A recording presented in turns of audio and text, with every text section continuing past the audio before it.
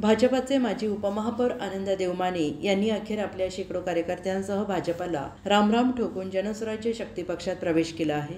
मिरज शहरात झालेल्या पक्षप्रवेश कार्यक्रमात जनस्वराज्य शक्ती पक्षाचे प्रदेश अध्यक्ष समितदा कदम यांच्या उपस्थितीत हा कार्यक्रम संपन्न झाला। देवमाने हे काही काळापूर्वी भाजपकडून निलंबित करण्यात आले होते। त्यानंतर राजकीय वर्तुळात त्यांच्या पुढील वाटचालीबाबत अनेक तर्कवितर्क लावले जात होते। अखेर त्यांनी जनस्वराज्य शक्ती पक्षात प्रवेश करत राजकीय वर्तुळात नवा चर्चेचा विषय निर्माण केला आहे। या कार्यक्रमात बोलताना समितदा कदम म्हणाले, आगामी सांगली महापालिका निवडणूक डोळ्यासमोर ठेवून आमची जोरदार पक्षबांधणी सुरू आहे।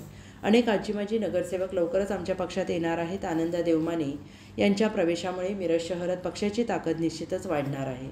या पक्षप्रवेश कार्यक्रमात मिरज आणि सांगली शहरातील विविध वॉर्डमधील कार्यकर्त्यांनी मोठ्या संख्येने हजेरी लावली। यामधून जनस्वराज्य शक्ती पक्षाच्या वाढत्या प्रभावाची झलक दिसून आली।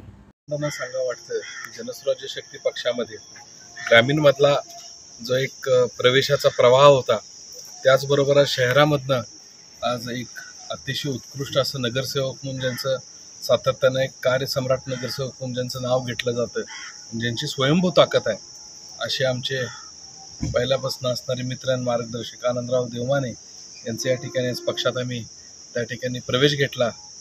पक्षाचे ज्येष्ठ नेते महादेवअण्णा कुरणे, शहर जिल्हाध्यक्ष पंकज म्हेत्रे, जिल्हाध्यक्ष